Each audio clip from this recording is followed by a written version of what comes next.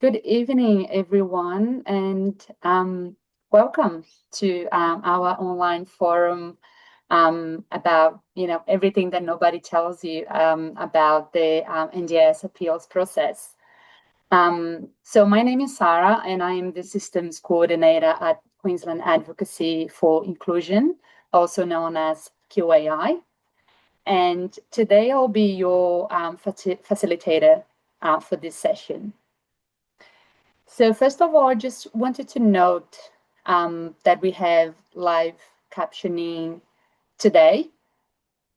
So if you'd like to see the live captioning across your screen, you can use the CC button at the bottom. So it should be at the bottom of your screen. Or you can use, instead, you can see the live captions link popped in the chat. You can see that as a separate browser if you prefer. So you have the link option in the chat, or you have the CC button in Zoom that you can click on as well.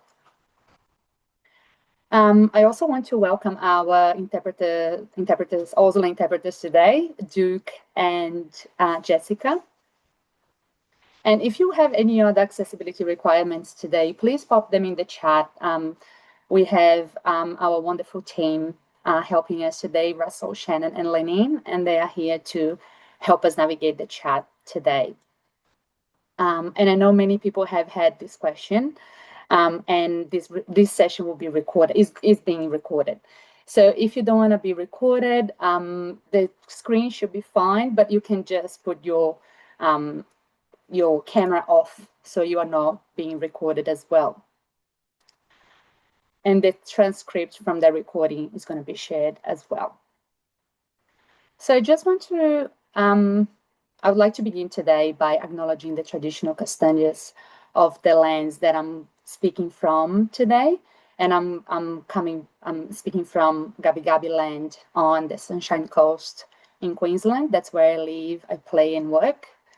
I would like to pay my respects to elders, past, present, and emerging, and acknowledge any First Nations people attending this event today. And I also want to acknowledge that many of you are coming from different places and different countries. So if you want to pop in the chat where you're joining from, that'll be lovely. I have heard that there are some interstate people joining us today, which is really exciting for us folks here in Queensland. Great, Victoria, Melbourne, amazing. Thanks for joining us. And I just wanted to say something before I hand to our first speaker. I want to acknowledge that there's a lot of diversity in this room today. I want to acknowledge the lived experience of people with disability. And I just want to ask us to welcome our different backgrounds, our different experiences, our different stories, and that we approach this session today with kindness and respect, and that we make space for each other to share our thoughts, our ideas, and our questions. So I want to thank you all for choosing to spend part of your Thursday evening with us. And whilst it's really, really great to see so many people registering for this event, we had over 250 people registering with, I think, currently 90 people online.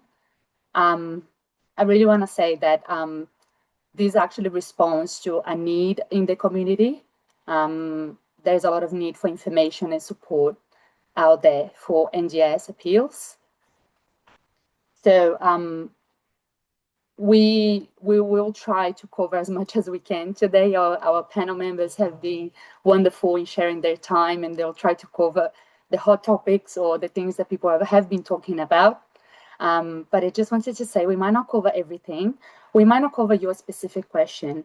We will try, but if we can't, we might have an opportunity to provide responses after this session, and we'll try to manage the questions in the chat as well. So, given that we are a large group today, I would like to ask us all to, if you can, pop your questions in the chat. And the chat is sitting at the bottom of the screen. It's a little icon in white that says chat. So you can use that function. and our friends are helping us manage that. I would like to also ask you all to please maintain confidentiality.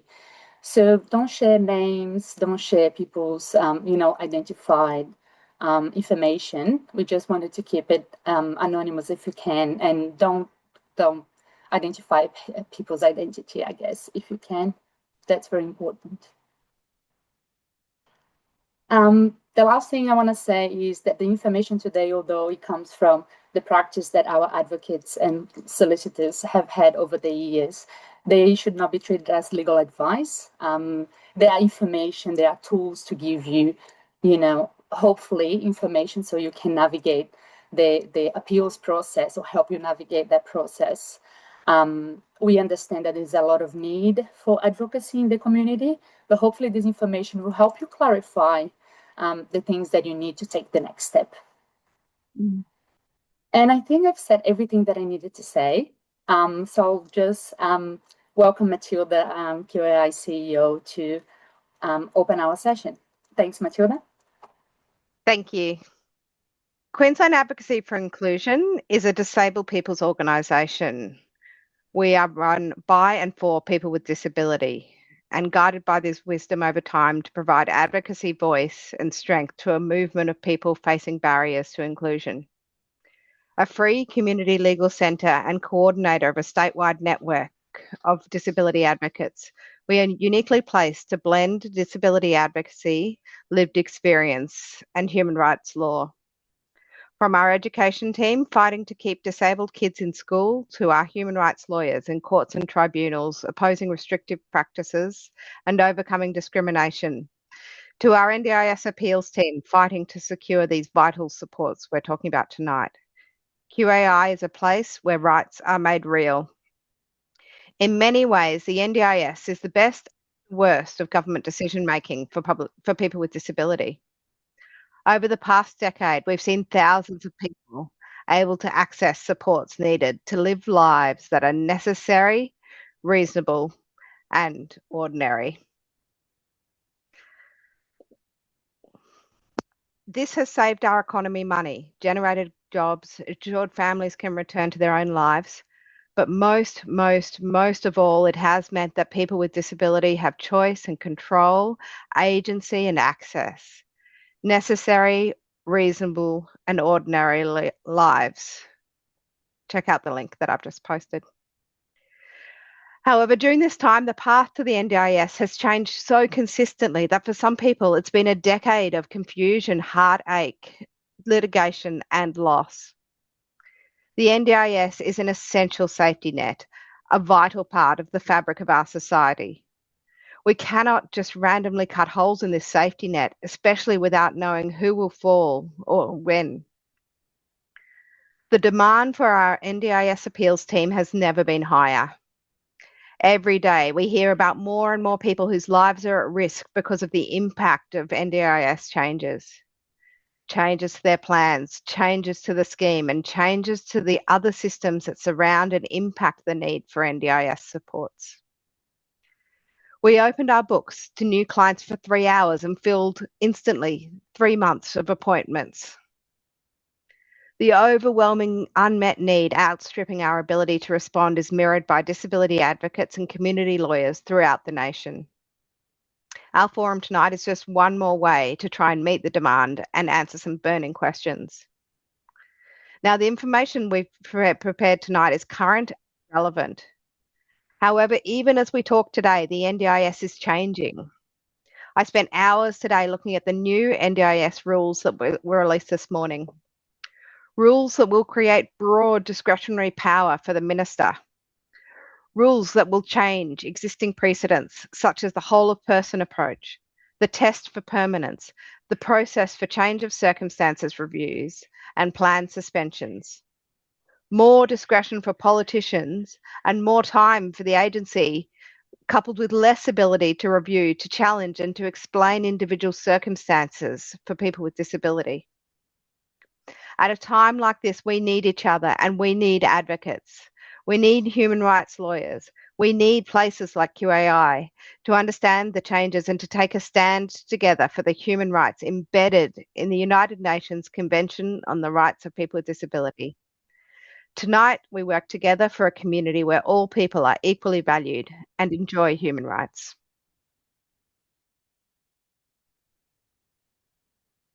Thanks, Matilda. And yeah, what a great moment to have our event today after the NDIS proposed change have been introduced. We didn't time this, but it didn't happen at the same time. But I just wanted to clarify that our session today will cover the process of NDIS appeals and the review process.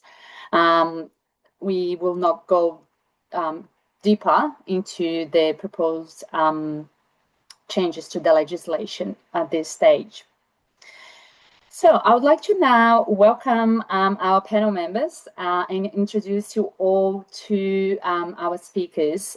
So I want to welcome Andrea, who is our practice leader for the NDIS appeals team at QAI. I would like to introduce you to Sian Thomas, and she's our legal director at QAI. And Tabitha Young, who is a board member for Mob and social justice advocate at Task National. So thank you all for joining us. And when I was looking at the list of attendees, I saw that we have a really mixed group today. We have a mix of people with disability, supporters and carers and parents. We have disability advocates joining us as well, workers that work in the disability sector. And the way that we understand disability, a disability advocate or a social justice advocate, and their role is to, support people navigate systems and processes, the housing system, the education system, or the NDIS system. And I guess one question that we might have today, Sian, if I can start with you, is how is an NDIS appeals advocate different from a disability advocate? What is it that you do? And why would someone call QAI to have an NDIS appeals advocate, for instance? Thanks, Sarah. And hello, everyone at home this evening. I'm here on the lands of the 𝗔𝗃𝗲 and the Turrbal people in Meanjin, which is very busy out there tonight because there's a lot of football games happening in Brisbane tonight and this weekend, along with the rain. So thanks, everybody, for coming and joining us tonight. So to your question, Sarah, what's a disability advocate versus an NDIS appeals advocate? So around the country, there are advocates who have been funded specifically to support people with NDIS appeals. And there are also legal aid commissions that have solicitors who have been funded specifically to support people with NDIS appeals. So the advocates may be lawyers and they may not be legally trained either, but they do have specialty knowledge in running a case at the Administrative Review Tribunal. And the team of lawyers around the country are also specialised at legal aid in NDIS appeals. I will acknowledge that there are not enough of us, and that's why it can be difficult to get into an advice session with us. I would say we'll give some tips on that at the end, but persistence and calling the advocacy orgs that do have NDIS appeals advocates and legal aid it is where you'll get that specialty advice. Right. Thanks, Sian. Really great way to start us off and for us to understand the different roles and the different expertises in this area. So Tabitha, I might go to you now because you do bring a different type of expertise and experience here. So you are a board member for Mob, which is the Queensland peak body for Aboriginal and Torres Strait Islander people with disability. And linking to what Sian explained about like an appeals advocate, from your experience, what are some of the additional barriers that a First Nations person or First Nations people experience navigating an appeals process? What have you seen? What have you observed? Thanks, Sarah. Hi, everyone online. It's lovely to be here. I am an Aboriginal woman with a disability, and I'll apologise from now that sometimes my brain and my mouth do not connect and I forget things, but we will do our best. As an Aboriginal woman, I have connections to the Innisfail on my mum's side and 𝗘𝘃𝗲𝘁 on my pop's side. I'd like to acknowledge that I'm sitting on the lands of the 𝗘𝘃𝗲𝘁 people, and I'd like to acknowledge our elders past, present and emerging, and that this land is Aboriginal land and it was never ceded. For Aboriginal and Torres Strait Islander people accessing the NDIS, sometimes this process can be even more difficult. The thought of another government system makes it difficult for our people because they think, why bother? This also can trigger Aboriginal Torres Strait Islander people's trauma because of the government being responsible for past policies, and they think they won't listen to me anyway. And we see currently with the changes, government still not consulting with people with disability, especially in communities outside of our urban communities that we have here in Brisbane. Sometimes those communities, English is not their first language. Sometimes there's literacy issues, and residing in a rural remote community where access to disability services is limited, and then the need to seek access to an advocate or a lawyer is also limited up in those regional remote communities. The fourth barrier, which I've came across quite recently, is when our mob want to go to the ART, their access for a First Nations case manager from the Queensland External Reviews branch is not an option for them. They have to have a case manager that has been allocated their case. This further provides a barrier for our mob because the decision makers that they've had through the process are still not First Nations and still do not make decisions with a First Nations lens or understand the trauma that our mob have gone through. A case manager being allocated needs to be suitable for our mob, and this helps reduce those barriers. And the documents from the tribunal also needs to be in a language that our mob can understand. Too often people go through the ART and are sent emails and legal documents, but they're all in the legal jargon. People in community do not understand that language. So we need to really break down how the ART is communicating. Right. Thanks, Tabata. I think you started us off with a couple of provocative questions and reflections there, how the system can really improve.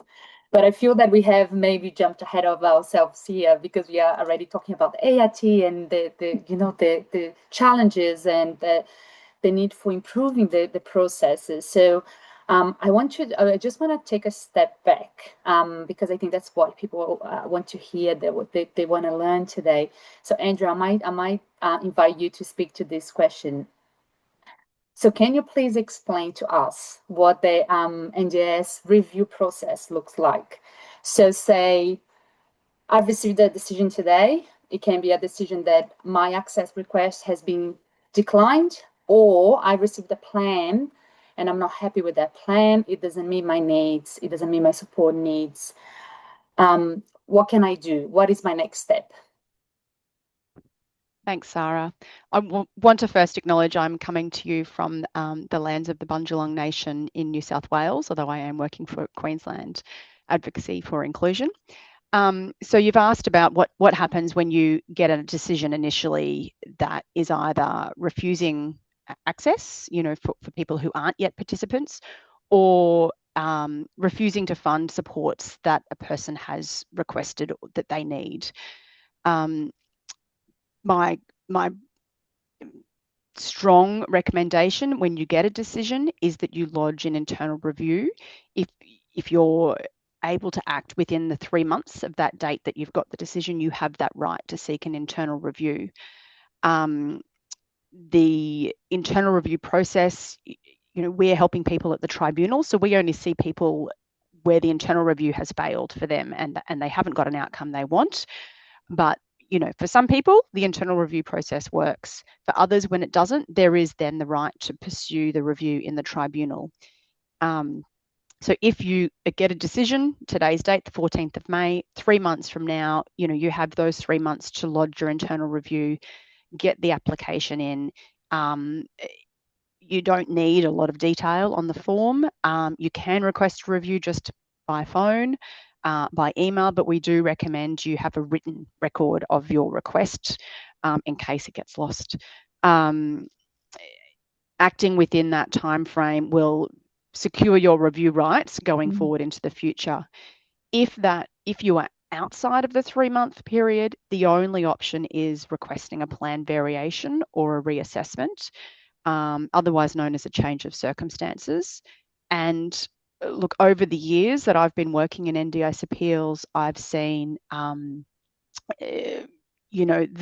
tightening of the NDIA's response to change of circumstances applications, and it's very hard now, and it's going to get harder. So if you get a decision you're not happy with, seek an internal review within that time limit of 3 months. If you're outside the time limit of the 3 months, the only option, if I've got a decision today and I've waited until October, the only option for me would be to lodge a plan variation or reassessment request.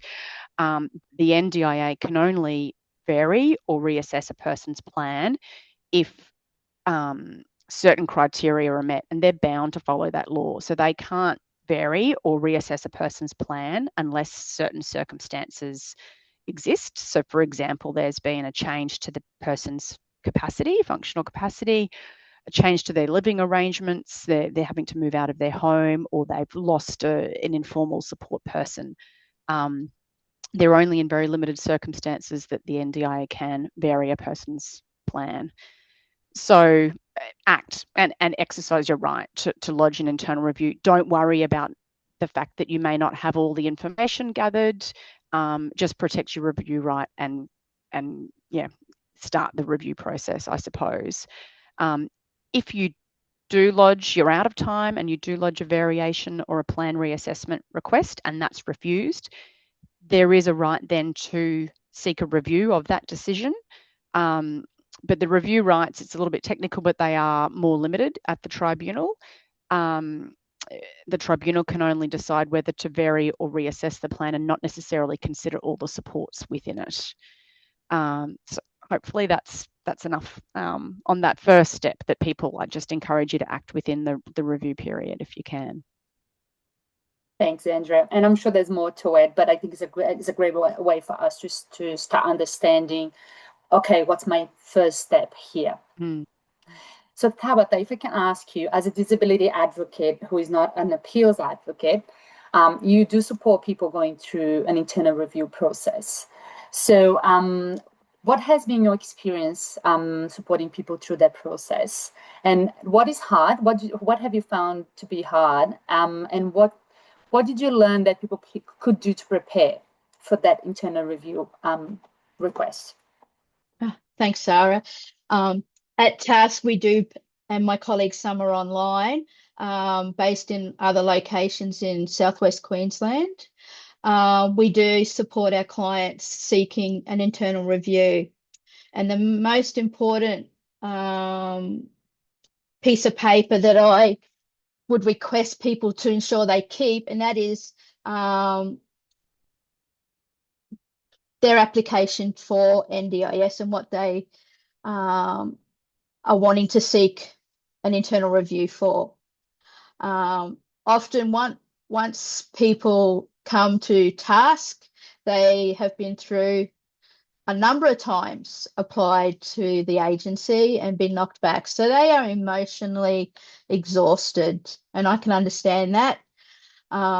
So if you're seeking the assistance from an advocate or a lawyer early, once you have a decision, assist you and assist us to go through that pathway with you and build a strategy of how to move forward with that process for an internal review.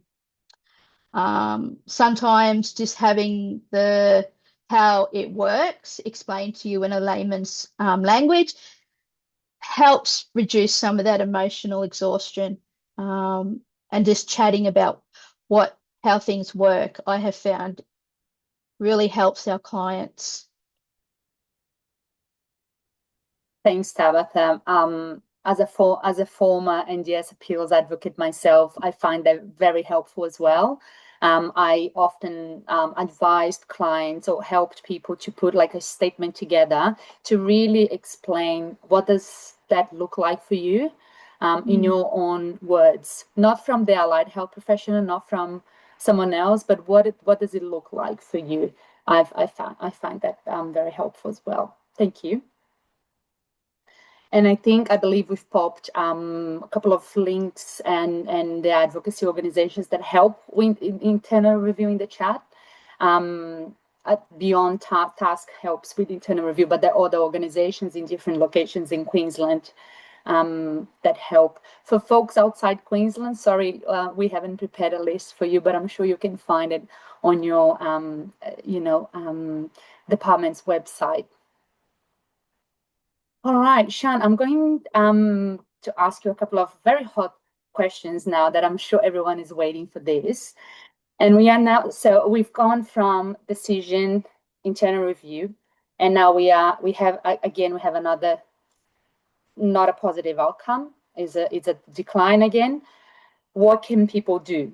So I know you have done a lot of social media content. There are a couple of reels on our website, and I'll ask our tech support team to pop the links in the chat so people can watch the reels after, which explains the ART process.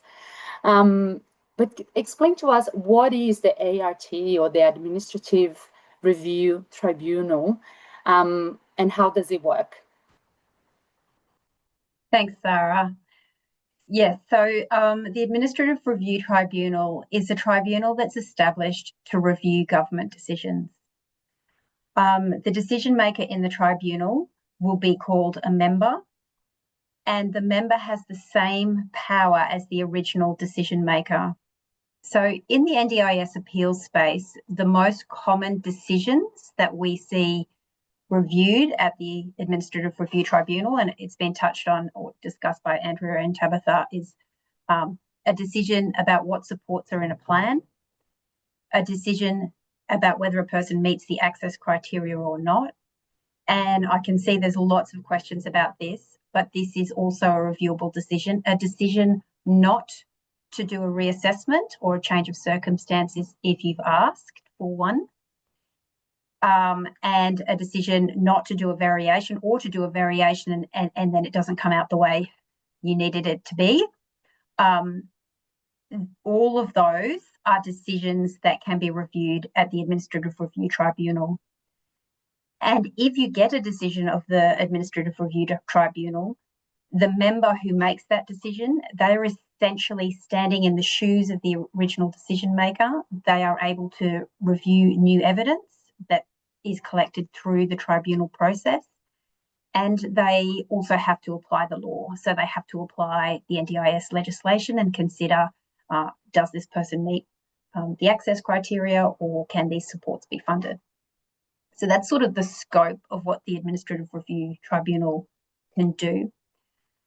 What the tribunal does initially, particularly, well, really for all NDIS appeals, is they have a pathway of alternative dispute resolution. So initially, you'll lodge your application.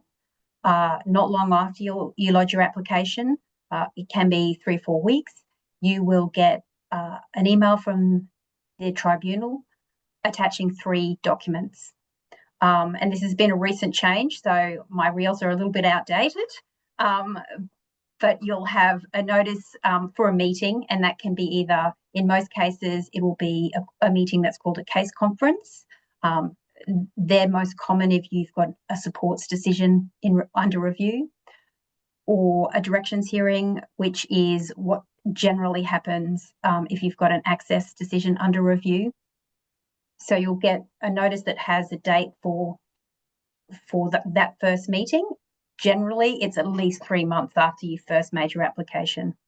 You'll also have a document that says initial directions, and that will set out some timelines around some things that the tribunal would like you and the agency to do before that first case conference or directions hearing.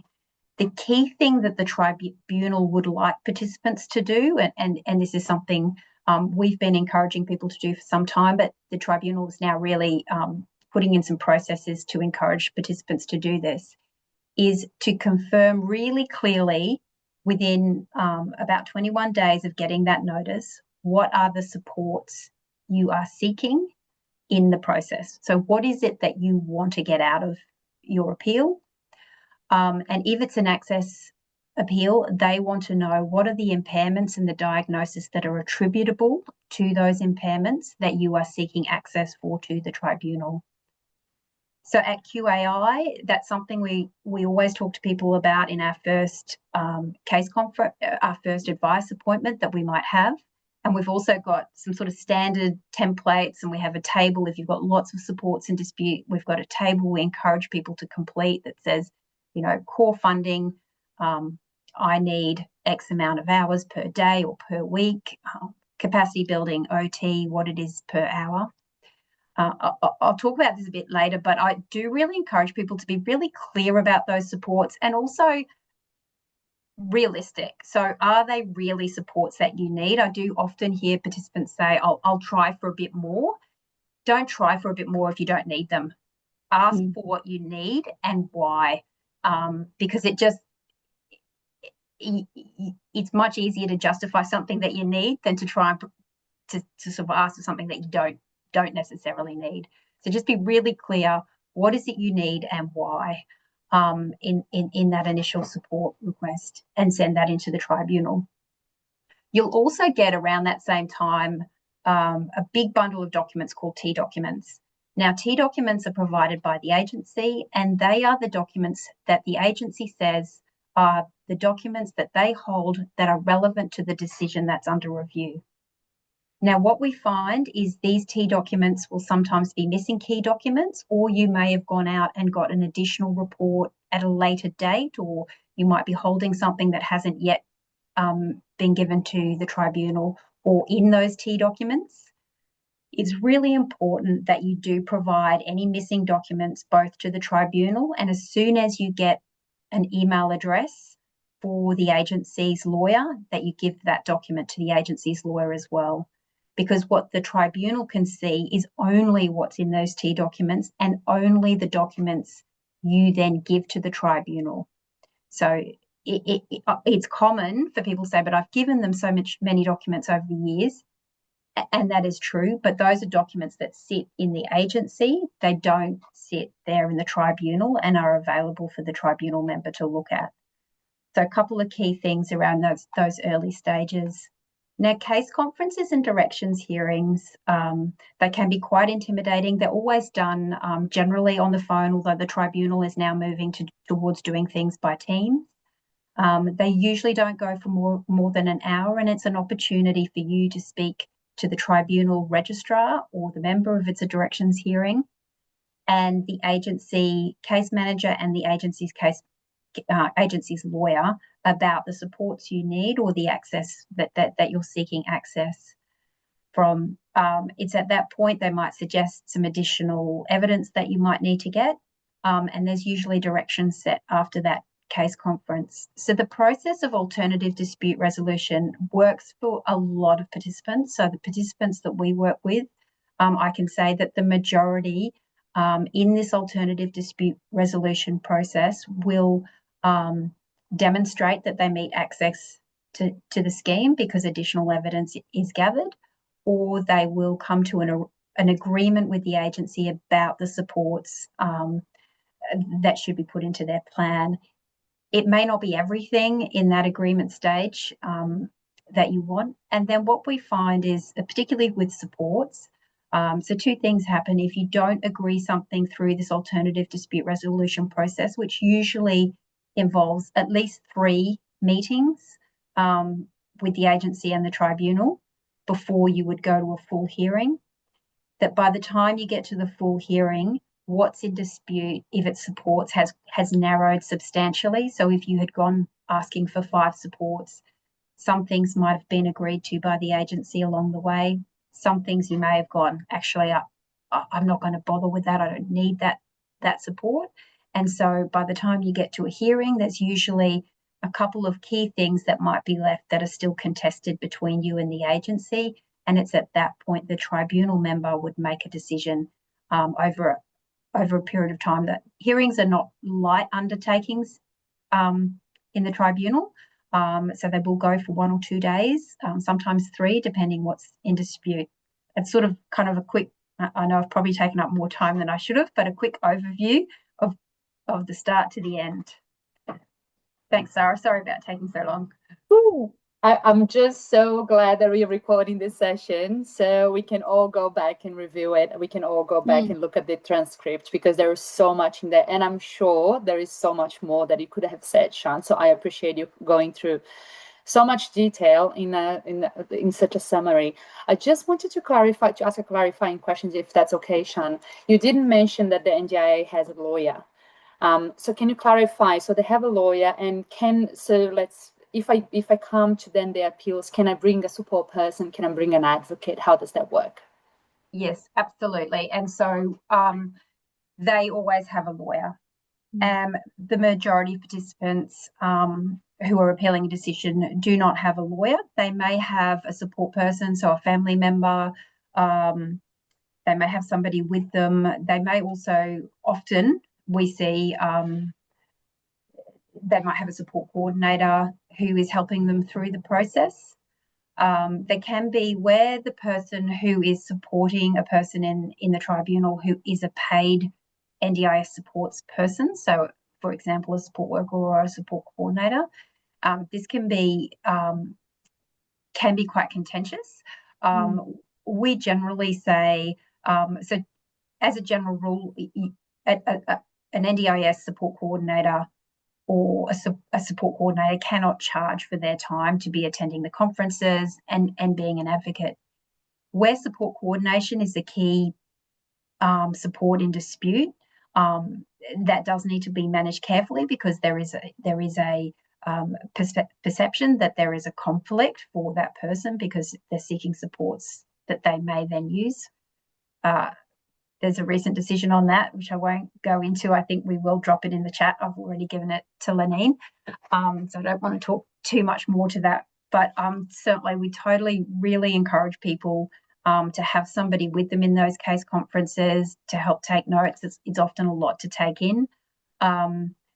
And don't be discouraged. I would say don't be discouraged if the agency pushes back on that person being in the room. What I would say is don't let your OT or your psychologist or one of your allied health professionals, they absolutely should not be in those case conferences.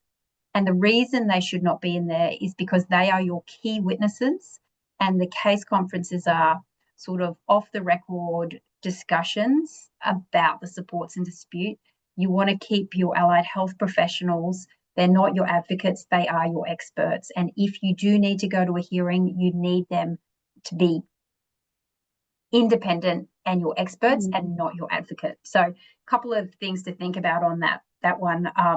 Look, here at QAI, we do represent some people at the tribunal. We can't represent a lot of people.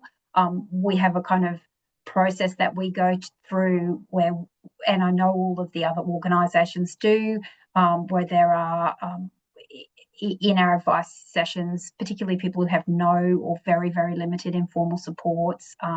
There's a little bit of thinking about the clients that we do give that fuller experience, sort of fuller representation. but we recognise, unfortunately, the majority of people are unrepresented. Mm. Thanks, Sean. I appreciate your I'd clarifying. say I can see Tabitha nodding, and I know from Tabitha being on the, having worked in there, it would probably have observed that. Yeah, and that is actually my next question. So Tabitha, I wanted to ask, you do have this unique perspective because you're now an advocate, but you used to work for the NDIA in their Queensland External Reviews branch, which is the team that is on the other side. So I was wondering if you could, enlighten us a little bit more from a different perspective, I would say. What should people expect from the process from your point of view? And one might be a surprise, for instance, that maybe we don't know about. And from your perspective, coming from your mob and the First Nations perspective, do you think that the process is culturally safe? You did mention a couple of things at the start of the session, but now that Sean has, given us the details of the process, do you think it is culturally safe? And what additional supports people could have to feel supported during that process? Wow, that's long. It is long. So yeah, I was at the External Reviews branch, and what a life it is on that side of the screen. I must admit, being at task as an advocate on the right side of the screen is pretty good. But as we know, it's a government, and with government comes bureaucracy, and we have very slow wheels turning. So the ART is much like any other court system. It's slow. But at least on this side of the screen, we have options that we can explore. And the very first thing that I will champion is ensuring once you've got your decision that you seek assistance from places like QAI or us at Task, the advocates, to start thinking about and putting a plan together. Because as Qiana says, QAI will help where they can. And here at Task, we will support only through the conferences because we don't have a legal team to do hearings. But we've got some pretty good advocates that have had some pretty good outcomes, which is fabulous to hear that we've had outcomes and we haven't had to go to a hearing yet. But the most important part is acting early, bring your decision in and sit down with an advocate and put a plan together and go and make sure that you bring the decision and any of the reports that you've lodged so that an advocate or a lawyer at QAI can have a look at that and see what else you may need to get. Once you submit the ART paperwork, you can then work through and working on your statement of lived experience. You might need a timetable of what supports are being performed by your partner. You might have epilepsy and you're having seizures quite a bit, so you might have a seizure log. All these sorts of papers assist your request for that support that you might be seeking. And most importantly, while you're in that process, and they do speak their legal jargon, which is a foreign language to us, don't be afraid to ask questions. You've got to ask the questions, even if you think it might be silly, because you need to understand that process, and your advocate can help support you through that and skill you up with what you need. But I believe if you follow those ideas that have been given to you, you will be fully armed to take on the lawyer on the other side of the screen and the agency's case manager, because it's about you and you need to put that human face. You are a person with disability and you have rights, and your advocate or a QAI lawyer are there to support you through that process. And don't forget to bring your personal support person as well for that emotional support on your side of the screen. I love that. Thank you. And if I can just echo something that I, again, as NDIS appeals advocate at the time, I used to say to people all the time, don't be afraid to ask questions. The tribunal staff and the tribunal members there and registrars, they are very approachable, although the process is daunting and it may sound intimidating. Don't be afraid to ask questions. Yes, that's the key takeaway there. Thanks, Tabitha. Now, Andrea, this is a very, interesting process. So I would like to ask you, what do we need to prepare for this? So in terms of, helpful documents, relevant documents, what should people think about when preparing documents? And what I have seen in assisting some people and what I have seen across Queensland is that people prepare a lot of long documents, sometimes AI generated, that are, sometimes hard to read or don't provide the information there that we actually need. What is it that people should focus on in terms of providing this supporting evidence? Thanks, Sarah. Yeah, look, the information that the NDIA needs, they're a government agency. They have to, they are trying to do their job. There are legal criteria that they are bound to follow. They're wanting to tick them off, for an access appeal. They're needing to confirm, does the appellant have permanent impairments that, can't be treated with, to a certain extent that they are remedied.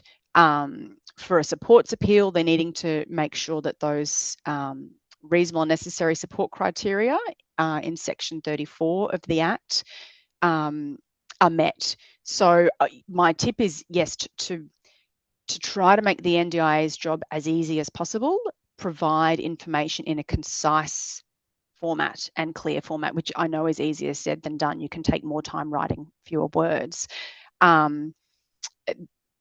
If you can present the information to them to make their job easier so they can tick off the criteria, then you get access or you get the support funded.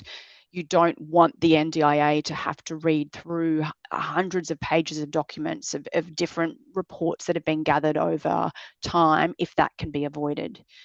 I've noticed in the chat there was a question about T documents. So that's the bundle of documents Sian mentioned earlier that the NDIA put together, that the original decision maker and then the internal review decision maker have considered.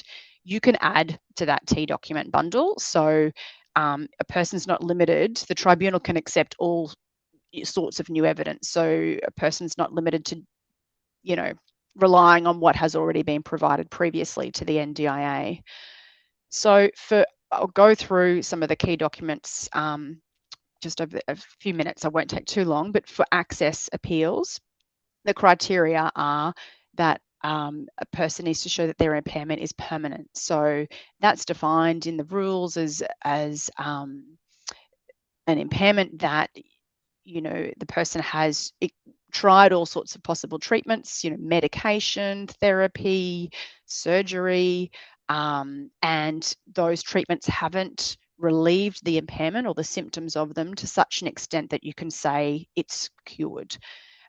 So how can the NDIA tick that off? That the impairment's permanent. They'll need a letter, setting out the treatment history from a GP and or a specialist, potentially multiple reports.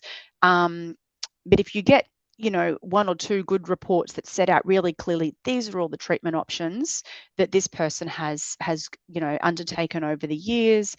These are some extra things we're considering, but these extra treatments will not substantially relieve the impairment. Maybe they'll help a person manage a bit better day to day. Then that's the information the NDIA needs to go, oh, yep, look, this meets the criteria, this meets the definition of permanency. So a report from, treating practitioners about treatment history is important for access appeals. Then the next key criteria for access is you need to show that you've got a substantially reduced capacity to do day-to-day tasks, self-care tasks, mobilising, making decisions, for example. So how do you think about what information the NDI needs to see? Is generally a carer's statement or a statement of lived experience from the person with disability. So a substantially reduced functional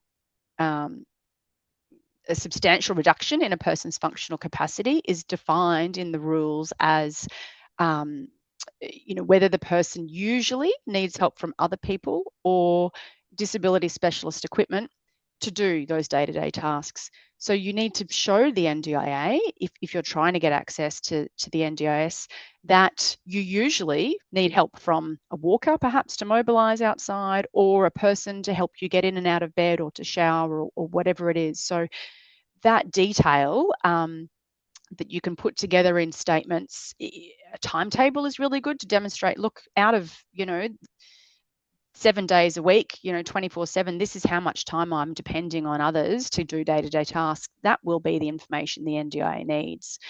You can also provide photographs, videos. It doesn't need to be limited to the written format. For supports appeals, because I understand perhaps more people are in this forum who are existing participants or supporting participants, the reasonable necessary support criteria are relevant. So providing information about those criteria to help the NDIA be able to tick them off will also be important. So a statement of lived experience and a carer's statement again to show that the support is necessary for the participant. So it's going to help them meet their goals. It helps them participate in the community or in employment. It's beyond what's reasonable to expect the family or the friends to provide for that person. So that you're painting the picture for the NDIA about that person's support needs through a statement. Then also sitting alongside the personal account it's important to provide professional reports. I think you need both. You can't have the professional report without the personal account and vice versa. So you need the professional report to then comment on the necessity of the support.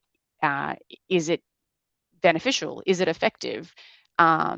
Is it value for money? So are there lesser expensive alternatives that could achieve the same outcome? So for example, it comes up often for therapy that speaking to someone just yesterday, they wanted weekly therapy, and the NDIA is funded fortnightly. So you need to give the NDIA the information to show that, well, actually weekly therapy is value for money because the benefit is worth that additional cost of the weekly therapy versus fortnightly. So just to recap, statements of lived experience and carer statements are important. Professional reports about treatment history or impact of impairments on people who are seeking access to the NDIS, and then reports about the benefit of supports and the expected outcomes of those supports are also important. I wanted to note that if you've gathered all, because I saw this question in the chat, if you've gathered all of this evidence and you get a positive outcome at the tribunal, the NDIA as a government agency have an obligation to implement that decision, to issue a new plan with those approved supports. There's no way to enforce the NDIA to follow the tribunal's decision. It's just expected of them. And if they don't do it, you lodge a complaint to the feedback at NDIS email. That's a little bit of an extra bit of information I just wanted to address now. So if, hopefully you get a positive outcome because you've submitted all of this information to the NDIA, they can tick off the boxes to show that, yes, you're eligible to access the NDIS or to get the support you're seeking. And you can go ahead and the NDIA then implement that decision that's been agreed. Great. Again, a lot in there. There are a couple of things that I just wanted to clarify, and I think I saw a couple of things in the chat which is going off.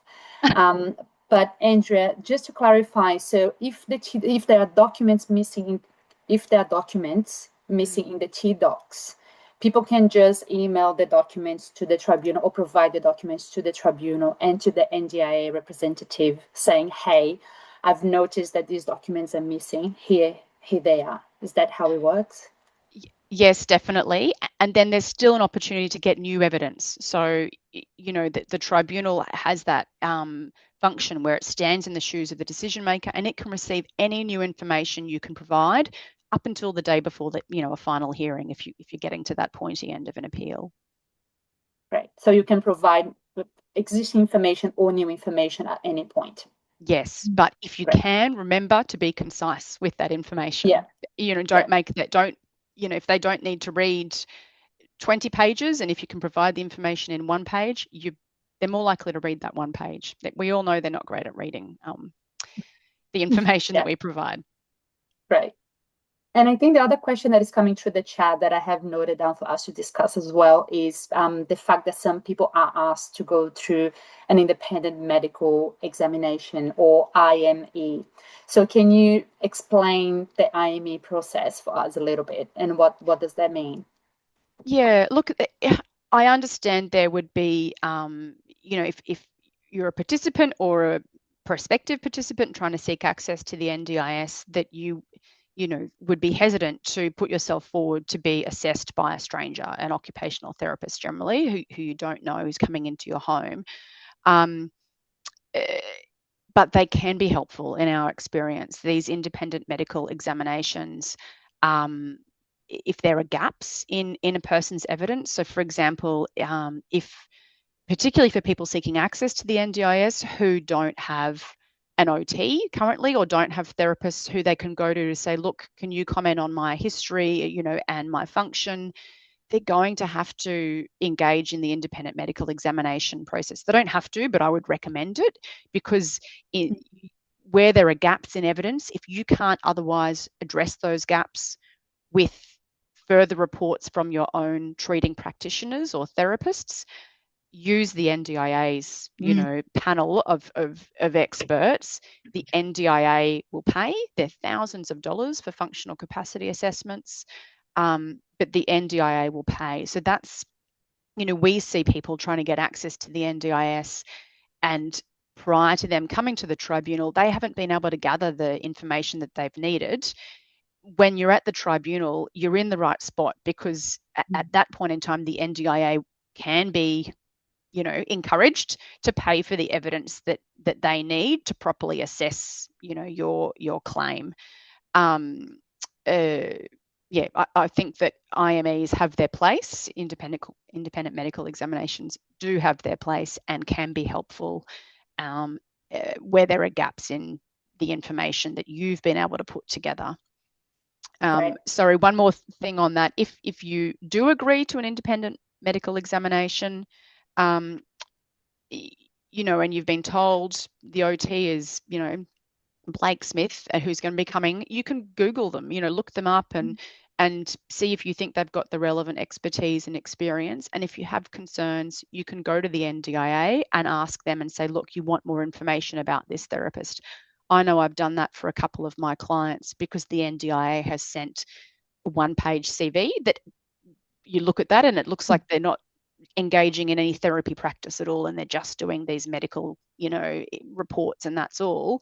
And I've been pleasantly surprised with the information the therapist who's coming to meet, you know, the participant, person with disability, has provided in response to sort of relieve, you know, those concerns. Just another question before we close the IME question. Can I bring a support person during that assessment? Or can I bring my psychologist, or like my specialist, or who can I bring to support me during that assessment? Look, a family or friend, you know, is probably best. As Sian was saying earlier, it's better to keep your allied health practitioners, you know, separate, you know, as they are potential witnesses later in the appeal. So a support person for sure can be there, but it is best if you engage as much as you can with that therapist who's come to assess you, because you want their report to be based on their own observations of you attempting to do tasks. And if they can't observe you, you know, and interact with you, even if you're trying and you can't fulfill the tasks that the OT is asked of you, then they put that in their report, and that information is gold. That's important for the NDIA. I have seen reports from independent medical examiners who have said, oh, the participant declined to mock, walk or to try to do this or this. So they, there was not the information the NDI needed then to progress that appeal. Yeah, great. Thank you. I think this is a really good opportunity. We are running behind time, but this has been all really helpful information. But I think this is now it's a really good opportunity for us to maybe share some of the resources that Andrea talked about earlier today. She mentioned, a template for a carrier statement or for a table of supports, and we do have those resources in our QAI website. So Russell is going to sharing his screen now, so hopefully we can see the screen, which is QAI website, NDIS resources. The link is also posted in the chat, so you can open the browser yourself if you prefer to navigate the page on your computer. If you're on your phone and it's just not the best view at this stage, we will be circulating this link to everyone so you can look at it on your own time. So Andrea, can I please ask you to quickly navigate or show us what's sitting on this page right now? Thank you. Yeah, sure. Russell, if you don't mind just scrolling down, we have it in two sections. So the first section is resources for people trying to get access to the NDIS. And these have been updated fairly recently. So there's, frequently asked questions fact sheet. The documents fact sheet is the next one for access. Within these fact sheets that are available in Word and PDF, there are links to templates. So those template carer statements and statements of lived experience and timetables that I suggested are really helpful. They're all there within those fact sheets. They are also, as Russell's scrolling down, you'll see they're also there underneath the fact sheet. So the statement of lived experience, carers, and the letter to expert. So that's a letter where we've looked at the legal criteria and we've said, right, what are the questions that the expert, doctor, for example, needs to answer? So these questions, so these legal criteria are addressed. So the letter to the expert is designed to get the information out of the expert that we know the NDIA, needs. And then further down, the resources to help you get the supports you need. That's for anyone seeking a review of their plan and seeking different funded supports. So again, the fact sheets are up front, frequently asked questions, and the documents.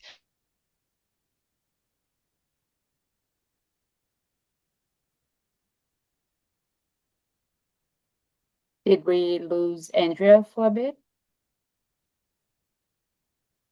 Oh, you're back. Sorry. Yes. The statement of lived experience, the table of requested supports I was just mentioning, that's a key thing to identify what are the supports you're seeking. And that table we recommend most people complete that. If you've got more than one or two supports in dispute, complete that table. And again, carer's statement and the timetable for the carers can really show, particularly when support worker hours are in dispute.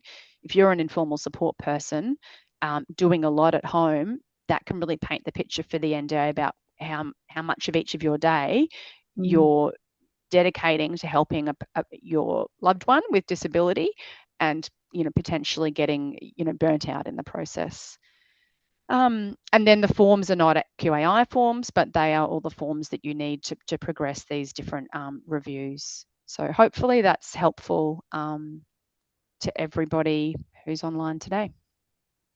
I think it is extremely helpful, Andrea. Thank you so much. So just to clarify, we have two sections in our resources, one for access dispute. So if you're disputing your eligibility criteria, whether you can access the NDIS or not. And we have another section for supports dispute, which is when you are already a participant, but you are disputing the level of supports that you receive. You're disputing your plan and how much in your plan. So there's a lot in there. We've popped the link in the chat. You guys can all have a look through those resources. Thanks, Russell, for sharing. So Tabitha, in addition to those resources that Andrea shared, from like a disability advocate or a social justice advocate, what are the resources that you use that kind of help you navigate the process? Apart from what QAI's got, when I first came to task, I did some research, and for those who are online from Victoria, there's the Community Legal Centre down there had some really good booklets that they've made up for their clients, which is online. And I know QAI are going to pass that around as well, those booklets that I've used. And I basically went through different community legal centres to see what they had that could make the job easier coming into being an advocate at task. And then I just developed other templates. As we've spoken about tonight, your weekly template for care that you can keep record of, break it down into how long it takes for you to perform a task, which is really important. And the statement of lived experience, epilepsy diaries, fall records, and behaviour records, which is really important. And I talk to my clients around those different pieces of information because, like I said earlier, if we can break it down into language that our clients can understand, it helps them then to feel reassured with what they're doing. And the most important thing is that if you upskill your client will then pass on those skills to a family friend or someone like that. And it just helps create the disability sector participants to advocate for themselves, which is why we're all here. Great. Thank you so much, Tabitha. I just want to note, I think I saw a comment in the chat that the website might have some hiccups, so we're just looking into that. Some people managed to access and others didn't. So bear with us, it should work. All right, we will start to wrap up now. And I just want to thank you all for your thoughts and very what doesn't sound like a summarized way, but summarized way of something that is quite complex. And I feel that we could dive into, access criteria for a lot longer, or the reasonable and necessary criteria for a lot longer. And I've made a note for us to maybe find some more information on what the criteria means and what it looks like. I feel that there's a lot of information out there for people to try and understand the reasonable and necessary criteria, which is subjective. So we'll try to find some more information on those. So Sean, for you to close us off, please. There's a lot in there and the process can feel overwhelming. What are your final hot tips? What are the things that cannot be missed that you'd like to say to everyone today? Talk about being put on the spot. Although I did have pre-warning of this question. Okay, so number one, and I say this commonly to all our clients, I think Tabitha and Andrea have touched on it, you are your best advocate. You know your story better than anybody else. A statement of lived experience or a carer statement from a person who's supporting you that really articulates down to the little things that happen for you on a day-to-day basis, not in a flashy AI way, but in your voice, can be really powerful for the person over in the agency who is reading it to kind of go, okay, I get it now. I get why this family is at risk. I understand what's happening here. I understand what the support, why that support is needed. And then that helps them to read it together with your allied health professional support. So we think that's a really powerful tool. Number two is timelines. Now, people can get really pressured by the timelines that the tribunal puts down in their directions. and then very, very frustrated with the agency when the agency does not meet their timeframes. Number one, if you've been set a timeframe by the tribunal to do something, try your best to do it by that date. But if you can't, it's really not the end of the world. Send an email to the tribunal and the lawyer for the agency and let them know. Say, I'm gathering this evidence. I need another 2 weeks. And then once you've asked for that extension, you can pretty much assume that you can sort of rely on that extension, so to speak. With the agency, if the agency, and this is a common issue, if the agency is not meeting their timeframes, what we do is we email the lawyer the day something is due to let them know, give them a little heads up, just in case they've forgotten. Dear lawyer, I refer to my matter. I've just noticed that the direction for this document is due today. Can you let me know when to expect it? Commonly, they will ask for an extension. And in our practice, whilst it is incredibly frustrating, we often will agree to an extension if there is time before the case event for that to happen. What we will always say is, whatever it is, especially a statement of issues, which we haven't had a chance to talk about, but it's their position, we always want it at least 2 days before a case event, because you need to look at it and have time to consider it before you're going to have the conversation. But don't be afraid to ask for extensions yourself. I think that's the key. The other thing I've just seen coming up in the chat is model litigant issues, which again often goes to this timeline thing because the agency is missing their timelines, and it's not uncommon for you not to hear from the lawyer and for them to miss timelines. It shouldn't happen, but unfortunately at this point in time, it is happening a lot. And it's not good enough. One of the things we would say is get through your tribunal process the very best you can, and separately make a complaint to the agency through their complaints process, and in the headline of that email say model litigant complaint.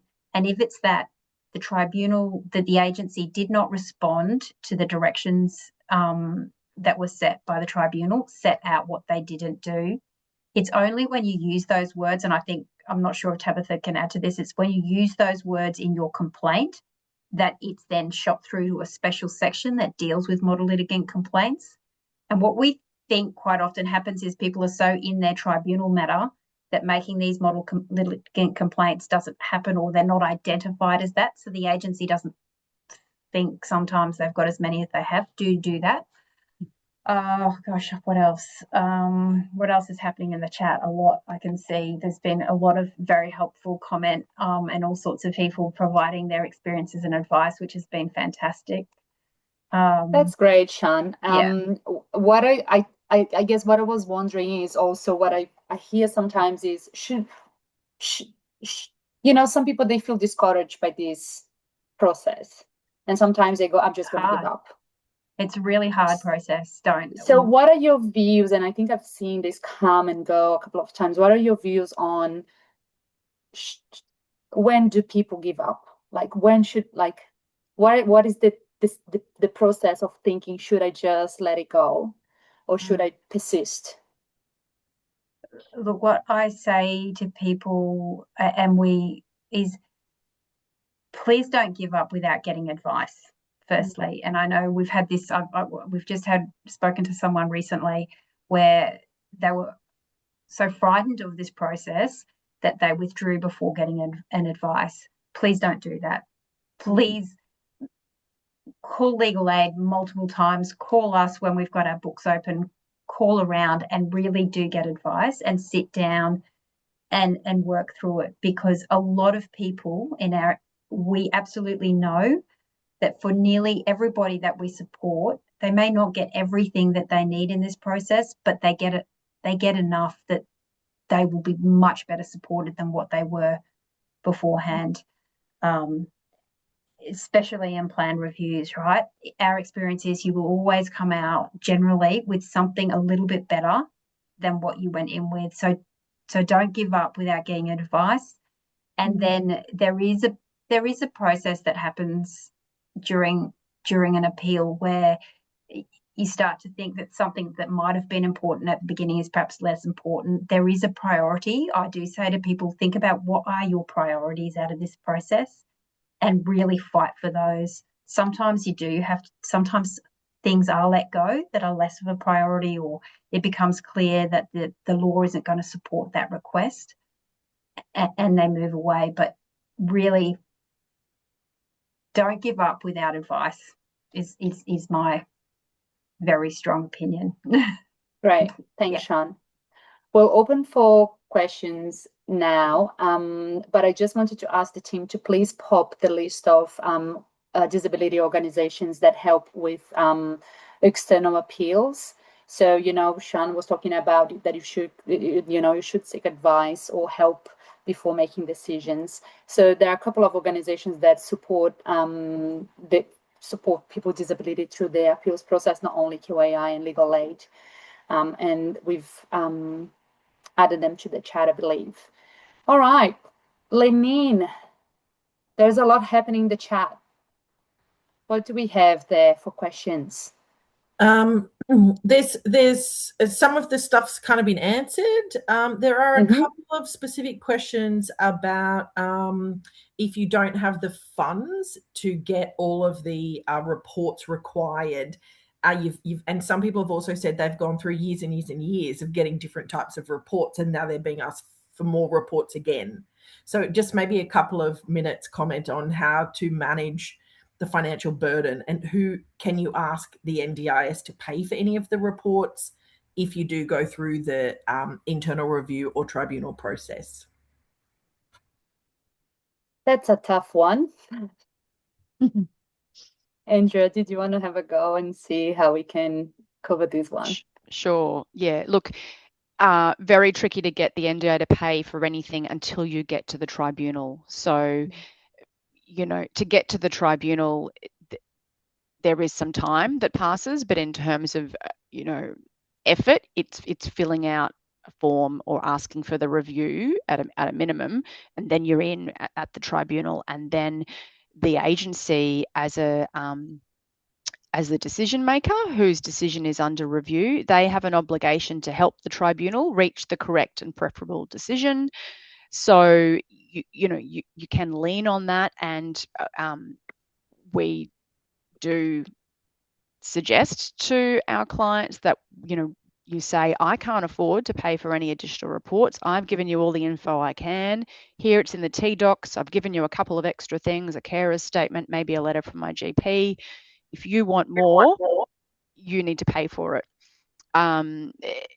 You say it a little bit nicer than that, but particularly where the NDIA have targeted questions, you can say, look, here's my therapist report already. I don't understand what information is missing. I thought it was pretty good. Do you have targeted questions? And then the NDIA can draft those questions and send a further report request to the practitioner, and then they can pay. And I've seen clients get stuck in the middle where they're going to the practitioners and saying, can you do a report? How much is it going to cost? Then taking the quote for the report back to the NDIA and asking them to pay.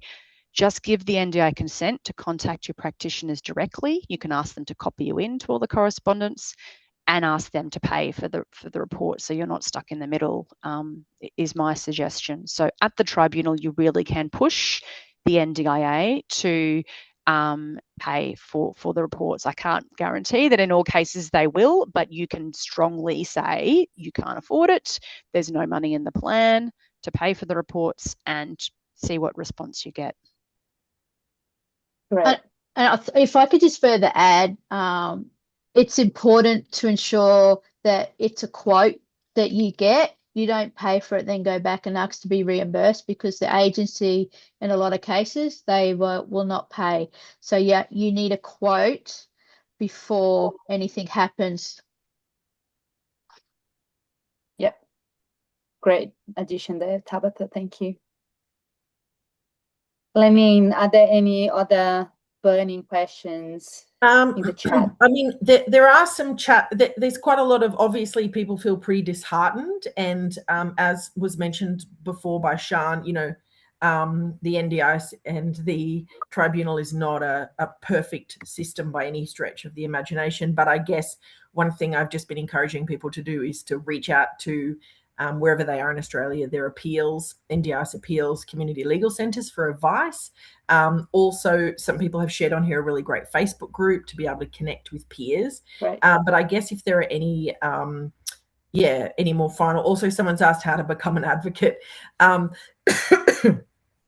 Oh, and there was a question also, sorry, earlier on about parental responsibility. And again, we suggested that perhaps that information goes into your, sorry, I'm just having a brain fog on the, your client statement. The carer statement. Carer statement, sorry, carer statement. So we've listed that in there as well.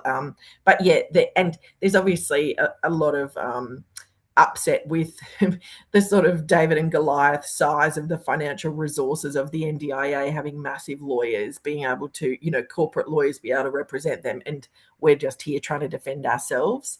So yeah, there's kind of, there's a bunch of questions in here. Mm-hmm. I've just suggested what we'll try to do is follow up with any specific answers and try to get back to people because we've recorded the chat and any great. Share back to people. Yeah. Great. There was a question that I saw earlier today that I think we didn't cover, Shan, in relation to the process, which is what is the difference between a case conference and a conciliation? Sure. Just really quickly, there was one tip I forgot to say that was on my list. If you do get the end in a supports dispute, the fallback position for the agency will be a 12-month plan. Take the opportunity to ask for a longer plan. At the moment, we are definitely seeing the agency agree to 2-year plans.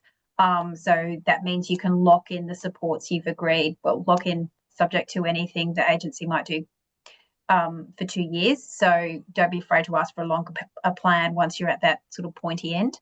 What was your question again, Sarah? Quickly, the difference between a conciliation and a case conference. Okay, so a case conference is really about setting directions to progress to the next stage. So what evidence might be needed, what are the supports in dispute, and that evidence gathering process. Once you get to a conciliation, it's a much longer meeting. It's a good 2 to 3 hours sometimes.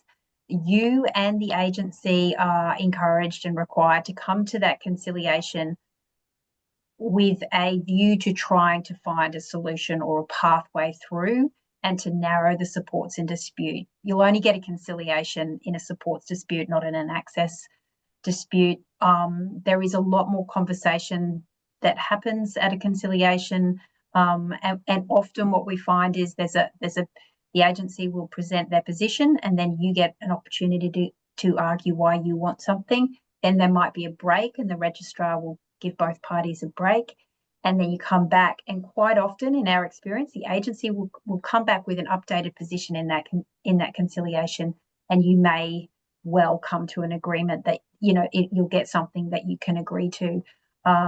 So the conciliation really it's a good time to have all of your best evidence there in front of you, really understand your position, understand what your priority is, and we do see lots of the sort of disputes resolving around that conciliation time. You might not quite get there in that meeting, but it'll happen. It might happen in the couple of weeks after that. Right. Thanks for clarifying, Sean. Lenine, is there any other questions, new questions that are coming through? I guess one of the questions is that some people wrote when they RSVP'd some specific questions, and for those we have analysed them and gone through them and tried to answer them within our answers. But if on reflection there are specific outstanding ones, we will email everybody with the link to this in about a week, and we'll also do our best to cut and paste those just into a simple Word document that we can share with people as well. There's one person here. It's been written a few times about the internal reviews. How often do they make it to the ART? Do you make that decision, or does the NDIS make that decision for you? Andrea, did you want to answer that question? That's Sure. a good question. Yeah, sure. If you're not happy with an internal review outcome, you are responsible for appealing that decision further. So internal reviews, I've seen in the chat people referring to them as S100s. That's Section 100 in the NDIS Act. That's an internal review. You get the outcome from that internal review, you're not happy with it, you have 28 days to lodge your application in the Administrative Review Tribunal. So every failed internal review can go to the tribunal. Why some don't progress, I think, would be, from what I've seen in the chat, is people give up or they don't think that, they're going to succeed. But as Sian provided her final tips, we would encourage you to appeal further to the tribunal. You're better off, having the tribunal's oversight over the NDIA's decision making, and they are held to account. So I also saw in the chat that a person may miss deadlines or make mistakes, and then the NDIA do the same, and they're not held accountable. You can, if this is in the tribunal, you can seek the tribunal's support, I suppose, and intervention to say, hey, the NDIA are missing deadlines, they're not doing the right thing, and you can ask for what's called a directions hearing to get the tribunal to,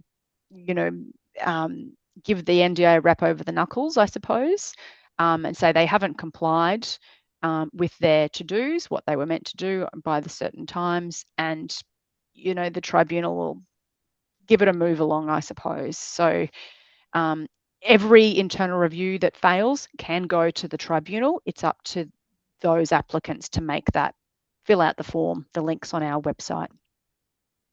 Yeah, and just a reminder, I guess we didn't speak about the timeframes for external appeals, I believe, but that is 28 days from the date that you receive the outcome of the internal review.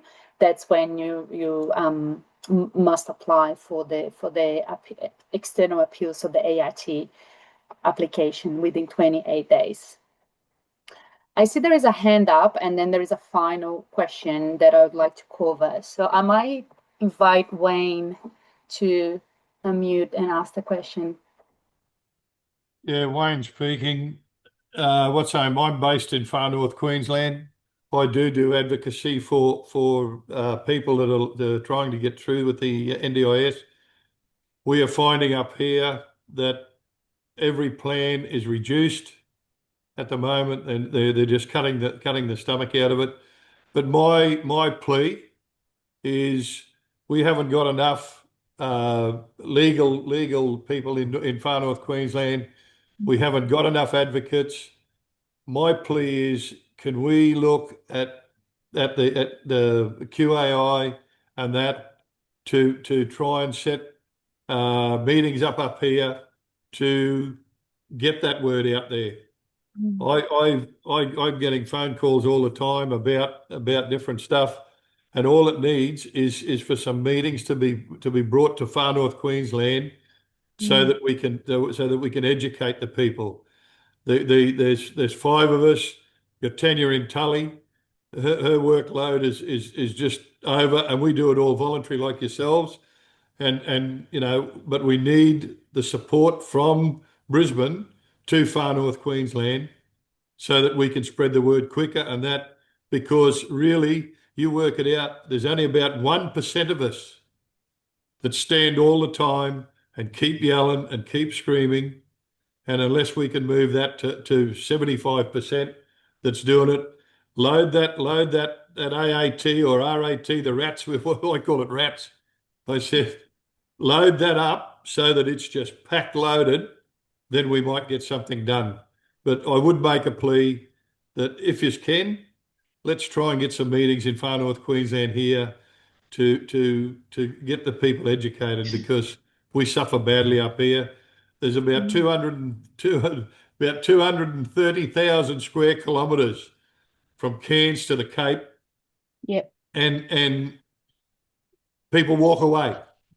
So, but as I say, why was the question? Mine's a plea. for us to get the support from here. Thank you.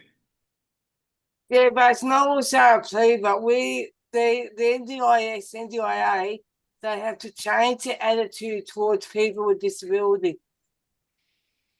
We can't move forward until they change their attitude, the way they see us, hear us, and believe our lived experience story. And those LACs, they need to go back to school.